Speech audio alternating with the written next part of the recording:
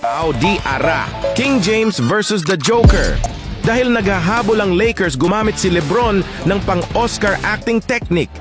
Mga boss, bago natin ipagpatuloy yan, ay shoutout po sa 3.0. Sila po ang original uploader at editor ng bidyong ito. Let's go!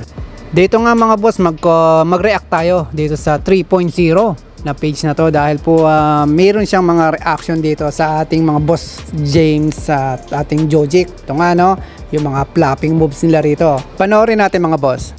Ang layo ng talsik ni King. Nakita nyo yun mga boss, lumipad si boss James na no. Pakinggan natin yung reaction ni boss kung gaano kalakas po yung pagkakatulak sa kanya dito. Buti na lang nakalusot kay ref ang acting ko. Acting lang pala ni boss. Tignan natin kung saan tumama. Ayan mga boss, binilugan ano. Ayan po yung tama. Sumagi pala talaga sa kamay. Kaya napahawak si LeBron kasi sobrang sakit. Makikita naman sa mukha niya.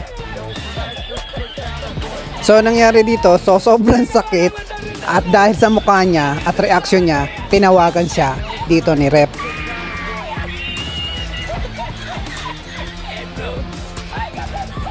Ayan nga boss, ano, ayan, umislide na siya dun sa flooring dahil sa pagkakatulak sa kanya dun ni boss Jojic, the Joker. Ayan, no? Nabilugan pa nga yung popcorn at tumama siya dun sa audience.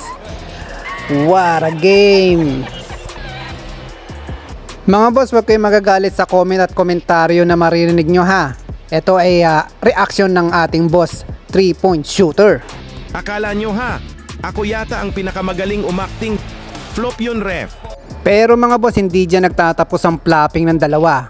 Eto na ang paghihiganti ng ating boss Jojic. Panoorin nyo. Akala mo ikaw lang ang magaling umakting ha. Makikita mo mamaya King Kong. Tinawag pa talagang King Kong si boss James eh, no? Offensive ref. Ayun, nakakuha siya doon ng offensive kay boss James. Ito na ba ang MVP nyo? Napakalampa. Hindi ko pa nga binabraso natutumba na. Eto mga boss, flopping ba to? O may tawag talaga rito? May kikamuakting choy.